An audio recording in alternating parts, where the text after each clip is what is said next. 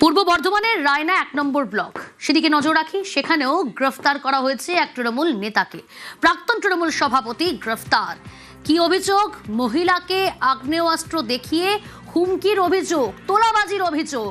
এই অভিযোগেই গ্রেফতার প্রাক্তন তৃণমূল সভাপতি বামদেব মণ্ডল। শরদিন্দু রয়েছে আমার সঙ্গে। শরদিন্দু, আজকে বর্ধমান আদালতে তাকে পেশ করা হয়। আদালত কি নির্দেশ দিল? দেখো, আদালতে কিছুক্ষণ আগে তাকে পেশ করা হয়েছে। এখনো আদালত বিষয়টি খতিয়ে দেখছে। তার বিরুদ্ধে তোলাবাজি, দুর্ব্যবহার, শ্লীলতাহানি, আগ্নেয়াস্ত্র দেখিয়ে মহিলাকে টাকা চাওয়ার হুমকি দেওয়ার অভিযোগ রয়েছে এই পূর্ব বর্ধমানের রায়না 1 নম্বর ব্লকের প্রাক্তন তৃণমূল কংগ্রেস সভাপতি বামদেব মণ্ডলের বিরুদ্ধে। এবং সেই অভিযোগ পাওয়ার পরই সেই সব অভিযোগ খতিয়ে দেখা শুরু হয়, পুলিশ তদন্ত শুরু করে। এরপরই গত রাতে তাকে আটক করা হয় এবং সকালে গ্রেফতার করা হয়। এখন তাকে আদালতে তোলা হচ্ছে। বামদেব মন্ডল, বাদশা মির্জা।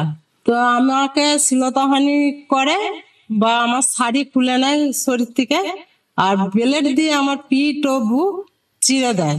নিজেকে যেমন তেমন আমার মেয়েকে নিয়ে প্রচন্ড আতঙ্ক আছি। এমনকি আমার কাছে 1 লাখ টাকা দাবি করে। তো আমার পক্ষে তো ওইটা দেওয়া সম্ভব না। তা আমার আর্থিক যেটা আমার জমানো ছিল 30,000 টাকা বামদেব মন্ডলের হাতে তুলে দিই। ভারতীয় জনতা পার্টি করি, ফ্ল্যাগ বানতে যায়, সেই কারণে। রায়নাবাসী জানেন, দক্ষিণ দামোদরের মানুষ জানেন যে যেভাবে বামদেব মণ্ডল পুরো এই রায়না 1 ব্লকে সাধারণ মানুষদের ওপর হুমকি, হামকা, অত্যাচার এবং যত রকম সমাজ বিরোধী কাজকর্ম, যত রকম কুকর্ম, সব কিছুতে উনি জড়িয়ে ছিলেন।